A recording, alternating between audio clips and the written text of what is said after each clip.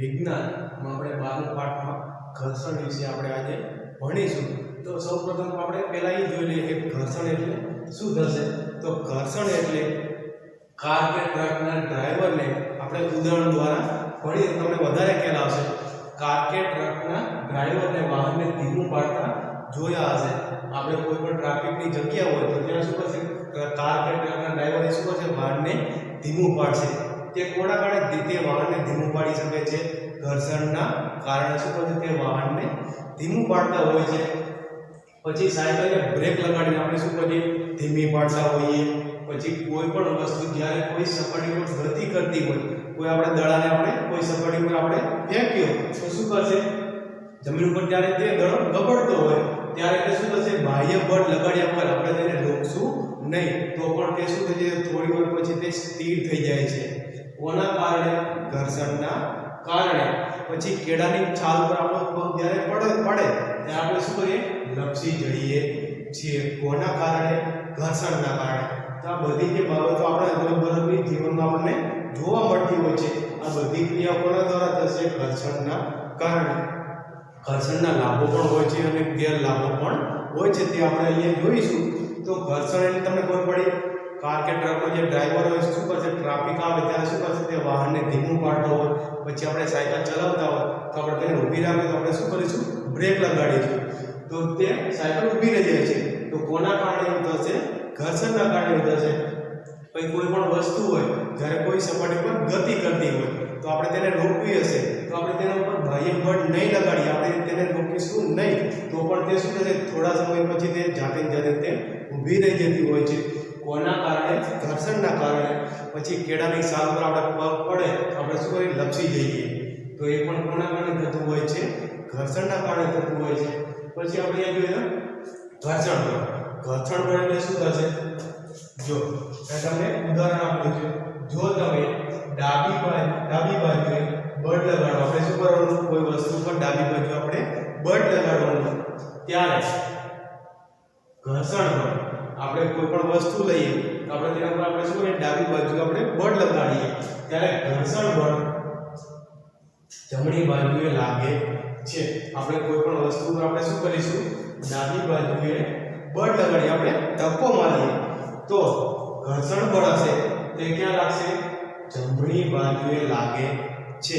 આપણે ધક્કો કઈ દિશામાં મારીએ, ડાબી તરફ, તો તે ઘર્ષણ બળ કઈ દિશામાં લાગશે, જમણી બાજુએ લાગે છે। જો તમે જમણી બાજુએ બળ લગાડો, આપણે શું કરીએ, હવે જમણી બાજુએ બળ લગાડીએ ત્યારે ઘર્ષણ બળ શું થશે, તેની દિશા પાછી ઉલટાઈ જશે ત્યારે ઘર્ષણ બળ ક્યાં લાગશે, ડાબી બાજુએ લાગે છે। એટલે શું થાય, દિશા ઉલટી જશે। જે દિશામાં આપણે ધક્કો મારીશું તેની વિરુદ્ધ દિશામાં શું લાગશે, એનું ઘર્ષણ બળ લાગે છે। યાદ રાખજો, જે દિશામાં આપણે શું કરીશું, બળ લગાડીએ, જે દિશામાં આપણે બળ લગાડીએ તેની વિરુદ્ધ દિશામાં હંમેશા શું લાગશે, ઘર્ષણ બળ લાગે છે। બંને દિશાઓમાં ઘર્ષણ બળ પુસ્તકની ગતિનો વિરોધ કરે છે। બંને આપણે જે કિસ્સા જોયા, આપણે શું કર્યું, કોઈ પુસ્તક લીધું, ચલો ઉદાહરણ તરીકે, અને આપણે ટેબલ પર રાખ્યું, પછી આપણે શું કરીએ, તેને ડાબી બાજુથી આપણે તેને ધક્કો મારીએ, આપણે તેને બળ લગાડીએ તો ઘર્ષણ બળ જમણી બાજુએ લાગે છે। એટલે શું થશે, ઘર્ષણ બળ કઈ દિશામાં લાગશે, જમણી બાજુએ લાગે છે। હવે આપણે શું કરીએ, પુસ્તકને જમણી બાજુથી આપણે ધક્કો લગાડીએ, આપણે બળ લગાડીએ તો શું થશે, ઘર્ષણ બળ ડાબી બાજુએ લાગે છે। તો બંને કિસ્સા આપણે જોયા, ડાબી બાજુથી આપણે બળ લગાડીએ, આપણે જમણી બાજુથી બળ લગાડીએ તો બંને કિસ્સાઓમાં ઘર્ષણ બળ હશે એ શું કરશે, પુસ્તકની ગતિનો વિરોધ કરે છે। આપણે જે દિશામાં આપણે બળ લગાડીશું તેની વિરુદ્ધ દિશામાં શું લાગશે, તેની ગતિનો તે વિરોધ કરતું જોવા મળે છે। એની વિરુદ્ધ દિશામાં શું લાગશે, એનું ઘર્ષણ બળ લાગે છે। ઘર્ષણ બળ હંમેશા લગાડેલા બળનો વિરોધ કરે છે। યાદ રાખજો, ઘર્ષણ બળ આપણે જે બળ લગાડતા હોઈએ તે હંમેશા લગાડેલા બળનો શું કરશે, તે વિરોધ કરે છે। તે હંમેશા શું કરશે, તે બળનો વિરોધ કરે છે। પછી આપણે જોઈએ તો ઘર્ષણ પર અસર કરતા પરિબળો કયા કયા છે, તેમાં આપણે જોઈએ તો ઘર્ષણનું કારણ સંપર્કમાં રહેલી બે સપાટીઓનું પ્રબળતાપણું છે। ઘર્ષણનું કારણ શું હોઈ શકે, બે સપાટી એકબીજા પર પડી હોય તો બંને સપાટીઓ વચ્ચે જે ખરબચડાપણું રહેલું હોય છે તે જવાબદાર છે. લીસી લાગતી સપાટી પર મોટા પ્રમાણમાં આવી સૂક્ષ્મ અનિયમિતતાઓ હોય છે.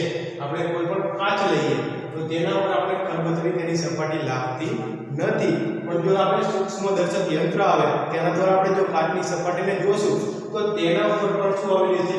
સૂક્ષ્મ અનિયમિતતાઓ આવેલી હોય છે, તે આપણે નરી આંખે જોઈ શકતા નથી.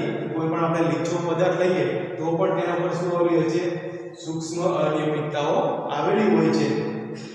એટલે ઘર્ષણનું કારણ સંપર્કમાં રહેલી બે સપાટીઓનું ખરબચડાપણું રહેલું હોય છે. આપણે કહીએ કે ઘર્ષણ લાગે છે તો કોના કારણે લાગશે? બે સપાટીઓ વચ્ચેનું જે ખરબચડાપણું હશે તેના કારણે ઘર્ષણ લાગે છે. લીસી લાગતી સપાટી પર મોટા પ્રમાણમાં આવી સૂક્ષ્મ અનિયમિતતાઓ રહેલી હોય છે. બે સપાટીઓ વચ્ચે રહેલી અનિયમિતતાઓ એટલે ખરબચડાપણું. બે સપાટીઓ વચ્ચે રહેલી અનિયમિતતાઓ એકબીજામાં ભરાઈ જાય છે. બે સપાટીઓ આપણે ઉદાહરણ તરીકે લઈએ, એક ટેબલ પર આપણે એક પુસ્તક મૂક્યું છે તો બંનેની સપાટી હશે, બંને વચ્ચે રહેલી અનિયમિતતાઓ, બંને વચ્ચે રહેલું ખરબચડાપણું શું કરશે? એકબીજામાં શું થશે? ભરાઈ જાય છે. જો સપાટી ખરબચડી હોય તો ઘર્ષણ બળ પણ વધારે હોય છે. જો સપાટી વધારે ખરબચડી હશે તો તેનું ઘર્ષણ બળ પણ કેવું હશે? વધારે હોય છે. જો સપાટી ખરબચડી બહુ ન હોય, લીચી હશે તો તેનું ઘર્ષણ બળ પણ કેવું હશે? ઓછું હશે. એટલે આપણે શું કહીએ? કોઈ ટેબલ પર આપણે પુસ્તક મૂકી હોય, આપણે તેને ધક્કો મારીએ તો વધારે ધક્કાની જરૂર પડશે. કેમ? કેમ કે એની સપાટી હશે તે વધારે ખરબચડી હશે. હવે આપણે કાચ લીધો, કાચ ઉપર આપણે પુસ્તક મૂકીએ, પછી આપણે તેને ધક્કો મારીએ તો આપણે ઓછું બળ લગાડવું પડશે. કેમ? કેમ કે તેની ખરબચડી બહુ સપાટી હશે નહીં, એટલે ઘર્ષણ બળ પણ કેવું લાગશે? ઓછું લાગશે. તે સરળતાથી તેના ઉપર સરકી શકે છે. પદાર્થને સ્થિર સ્થિતિમાંથી, કોઈ પણ પદાર્થ સ્થિર હોય એની સ્થિર સ્થિતિમાંથી ગતિમાં લાવવા, કોઈ પણ પદાર્થ સ્થિર છે પછી આપણે તેને શું કરવાનું? ગતિમાં લાવવો હોય તો ગતિમાં લાવવા માટે જરૂરી આપણે બળ લગાડીએ તો તેને શું કહેવામાં આવે છે? સ્થિર ઘર્ષણ બળનું માપ કહે છે. કોઈ પણ પદાર્થ સ્થિર હોય આપણે તેને ગતિમાં લાવવો હોય તો આપણે જે બળ લગાડીશું તે શું કહેવામાં આવશે? સ્થિર ઘર્ષણ બળનું માપ કહે છે. યાદ રાખજો, કોઈ પણ પદાર્થ સ્થિર હશે પછી આપણે તેને ગતિમાં લાવવો હોય, આપણે તેને ગતિમાં લાવવો હોય તો જે બળ આપણે લગાડીશું તે શું કહેવામાં આવશે? સ્થિર ઘર્ષણ બળનું માપ કહે છે. પછી આપણે આગળ જોઈશું, જ્યારે પદાર્થની અચળ ઝડપથી ગતિ ચાલુ રાખવા માટે જરૂરી બળ એ સરળતા ઘર્ષણ બળનું માપ છે. જ્યારે શું થશે? કોઈ પણ પદાર્થ અચળ ઝડપથી ગતિ ચાલુ રાખવા માટે, કોઈ પણ પદાર્થ જો ગતિ કરતો હોય એની અચળ ઝડપથી ગતિ ચાલુ રાખવા માટે જરૂરી બળ, કોઈ પણ પદાર્થ જો ગતિ કરતો હોય તો તેને ગતિ ચાલુ રાખવા માટે જે આપણે બળ લગાડતા હોય એને શું કહેવામાં આવશે? સરળતા ઘર્ષણનું માપ કહે છે. અહીંયા આપણે શું કીધું? પદાર્થને સ્થિર સ્થિતિમાંથી આપણે શું કરવાનું? તેને ગતિમાં લાવવું. જ્યારે આપણે તેને બળ લગાડીએ તેને શું કહેવામાં આવશે? સ્થિર ઘર્ષણ બળ કહે છે. પછી પદાર્થ ગતિમાં આવી ગયો પછી તેની અચળ ઝડપથી તેની ગતિ આપણે ચાલુ રાખવી હોય તો જે બળ આપણે તેના પર લગાડીશું તેને શું કહેવામાં આવશે?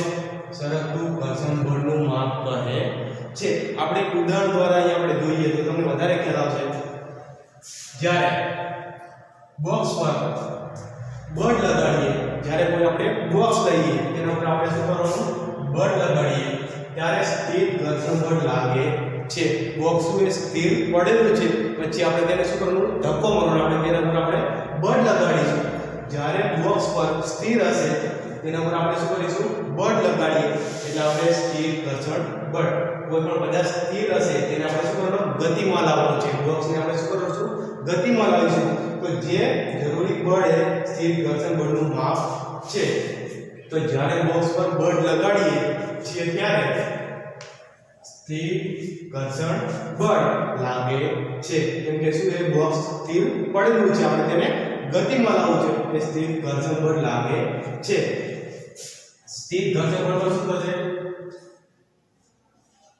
સપાટીઓ જે બંનેની સપાટી હશે, બોક્સની સપાટી અને જે સપાટી પર તે પડેલું હશે તેની સપાટીઓ એકબીજામાં ભરાયેલી હોય છે તેના કારણે શું થશે જ્યારે બોક્સ પર બળ લગાડીએ છીએ ત્યારે સ્થિર ઘર્ષણ બળ લાગે છે અને સપાટીઓ એકબીજામાં ભરાઈ હોય છે શું કરશે બોક્સની સપાટી અને જે સપાટી પર તે બોક્સ પડ્યો છે બંનેની સપાટી પર શું થશે તેની બંનેની સપાટીઓ એકબીજામાં શું થશે ભરાયેલી રહેલી હોય છે પણ જ્યારે બોક્સ સરકવાનું શરૂ કરે આપણે બોક્સ પર આપણે બળ લગાડીએ આપણે ધક્કો લગાડીએ ત્યારે શું કરશે બોક્સ સરકવાનું શરૂ કરે એટલે તે ગતિમાં આવી ગયું એટલે તે શું કરશે સરકવાનું શરૂ કરશે ત્યારે તેની સપાટી અને બોક્સની સપાટી કોઈ સપાટી પર તે ગતિ કરતું હોય તેની સપાટી અને બોક્સની સપાટી એકબીજામાં ભરાઈ જવા માટે પૂરતો સમય મળતો નથી સ્થિતિમાં શું હતું બંને ત્યાં સ્થિર જ હતા બોક્સ ત્યાં શું હતું સ્થિર જ હતું એટલે બંનેની સપાટી એકબીજામાં ભરાયેલી રહે છે પણ જ્યારે તેના પર આપણે ગતિ કરીશું જ્યારે બોક્સ ગતિ કરતું હોય સરકવાનું ચાલુ કરે ત્યારે શું થશે સપાટી હશે અને બોક્સની સપાટી હશે તે એકબીજામાં ભરાઈ જવા માટે પૂરતો સમય મળતો નથી કેમ કે બોક્સ શું કરે સરકવાનું ચાલુ કરે છે એટલે એકબીજામાં ભરાઈ જવા માટે પૂરતો સમય મળતો નથી તેથી આપણે શું કહી શકીએ સરકતું ઘર્ષણ એ સ્થિર ઘર્ષણ કરતાં ઓછું હોય છે સરકતું ઘર્ષણ એ સ્થિર ઘર્ષણ કરતાં કેવું હશે હંમેશા ઓછું હોય છે પછી આપણે જોઈએ ઘર્ષણ એ જરૂરી દૂષણ એટલે એના લાભો આપણે જોઈએ તો ઘર્ષણના કારણે આપણને કયા કયા લાભો થઈ શકે ઘર્ષણના કારણે કોઈ વસ્તુને આપણે પકડી શકીએ છીએ કોઈ પણ વસ્તુને આપણે શું કરીએ સરળતાથી તેને પકડી શકીએ કેમ કે આપણો હાથ કોઈ પણ વસ્તુ હોય તેના બંને વચ્ચે શું લાગશે ઘર્ષણ લાગે છે તેના કારણે આપણે શું કરીશું તેને આપણે સરળતાથી તેને આપણે પકડી શકીએ આપણે માટીનો આપણે કોઈ પણ એક વસ્તુ લઈએ અને આપણે કાચની કોઈ પણ આપણે વસ્તુ લઈએ તો જે માટીની વસ્તુઓ છે તેને આપણે સરળતાથી તેને આપણે પકડી શકીશું તે છટકશે નહીં કેમ કે માટીમાં શું હશે અનિયમિતતા વધારે રહેલી છે ખરબચડાપણું વધારે હશે તેને આપણે તેને જકડાઈથી આપણે તેને પકડી શકીએ છીએ પણ કાચના ગ્લાસને આપણે તેને જકડાઈથી પકડી શકતા નથી કેમ કે તેની સપાટી કેવી છે એકદમ લીચી હોય છે પછી આપણે આગળ જોઈએ ઘર્ષણના કારણે આપણે ચાલી શકીએ છીએ ઘર્ષણના કારણે આપણે શું કરી શકીએ ચાલી શકીએ છીએ જો ઘર્ષણ ન લાગતું હોય તો આપણે શું કરીએ પડી જઈએ તો ઘર્ષણના કારણે આપણે શું કરી શકીએ ચાલી શકીએ છીએ પછી આપણે ભીના અને કાદવવાળા જે રસ્તાઓ પર હોય તો અને આરસનો ભોંયતળિયા પર આપણે ચાલવું મુશ્કેલ છે કેમ કે આપણે ઘર્ષણના કારણે કોઈ પણ સપાટી હોય તે ખરબચડી હશે એના કારણે તેના પર આપણે આસાનીથી ચાલી શકતા હોય પણ ભીનું હોય કોઈ પણ રસ્તો ભીનો હોય કાદવવાળો હોય પછી આરસના ભોંયતળિયું હોય તો તેના ઉપર આપણે ચાલવું મુશ્કેલ છે કેમ કે તેના ઉપર આપણે ઘર્ષણ પર કેવું લાગશે ઓછું લાગશે આપણે પડી જવાનો ભય આપણામાં રહેલો હોય છે તે પણ ઘર્ષણના કારણે આપણે આસાનીથી ચાલી શકીએ છીએ પછી આપણે જોઈએ ઘર્ષણ ન હોય જો ઘર્ષણ ન થતું હોય તો પેન્સિલ કે બોર્ડમાં ચોક દ્વારા લખી શકાય નહીં આપણે પેન્સિલથી આપણે પુસ્તક પર લખતા હોય તો તે ઘર્ષણના કારણે આપણે લખી શકતા હોય છે પછી બોર્ડમાં શું કરશે બોર્ડની જે સપાટી હશે તે અનિયમિત ખરબચડાપણી રહેલી હોય છે તેના કારણે શું થશે ચોક દ્વારા આપણે લખી શકતા હોય છે જો ઘર્ષણ બોર્ડ ન લાગતું હોય તો આપણે બોર્ડના ચોકમાં લખી શકીએ નહીં બોર્ડના ચોક દ્વારા આપણે લખી શકતા નથી કે પછી આપણે કોઈ પુસ્તકમાં પેન્સિલ દ્વારા લખી શકતા નથી ઘર્ષણ ન હોય તો કોઈ વસ્તુ ગતિ શરૂ કરી દે તો ક્યારે રોકાશે નહીં ઘર્ષણના કારણે શું થશે ઘર્ષણ ન હોય તો કોઈ વસ્તુ ગતિ શરૂ કરી દે કોઈ પણ વસ્તુ હોય તે ગતિ શું કરે શરૂ કરી દે તો તે ક્યારે રોકાશે નહીં કોઈ પણ વસ્તુ ક્યારે રોકાય જ્યારે ઘર્ષણ લાગે ત્યારે તે શું થશે તે રોકાઈ જતી જોવા મળે છે જો ઘર્ષણ ન હોય તો કોઈ વસ્તુ ગતિ શરૂ કરી દે તો તે ક્યારે રોકાશે નહીં દીવાલમાં ઘર્ષણના કારણે ખીલી ઠોકી શકાય છે આપણે ખીલી જો દીવાલમાં લગાડતા હોઈએ તો કોના કારણે આપણે તે દીવાલમાં આપણે ખીલી લગાવી શકીએ છીએ ઘર્ષણના કારણે પછી લાભ આપેલા છે એના કેટલાક ગેરલાભ પણ છે ઘર્ષણના કારણે વસ્તુઓ ઘસાઈ જાય છે કોઈ પણ વસ્તુ હોય તે ઘર્ષણના કારણે શું થશે તે વસ્તુ ઘસાઈ જતી હોય છે બૂટ ચંપલના તળિયે આપણે લઈએ પછી આપણે કોઈ પણ સ્ક્રૂ લઈએ એ શું થશે ઘર્ષણના કારણે તે ઘસાઈ જતા જોવા મળે છે. ઘર્ષણના કારણે ઉષ્મા ઉત્પન્ન થાય છે. ઘર્ષણના કારણે શું જોવા મળશે? ઉષ્મા ઉત્પન્ન થાય છે. હથેળીઓને જોરથી ઘસવાથી આપણે જે હથેળીઓ હતી આપણે શું કરવાનું? જોરથી આપણે ઘસવાની તો આપણા હાથ ગરમ થયેલા જણાય છે. કોના કારણે? ઘર્ષણના કારણે. માચિસની દીવાસળીને કોઈ ખરબચડી સપાટી પર ઘસો છો ત્યારે તે આગ પકડી લે છે. મેં તમને કીધું તેમ ઘર્ષણના કારણે શું ઉત્પન્ન થાય છે? ઉષ્મા ઉત્પન્ન થાય છે. તેના કારણે દીવાસળીને આપણે જો કોઈ પણ સપાટી પર આપણે ઘસીએ તો તે આગ પકડી લે છે. કોના કારણે? ઘર્ષણના કારણે. બીજું આપણે નેક્સ્ટ લેક્ચરમાં જોઈશું.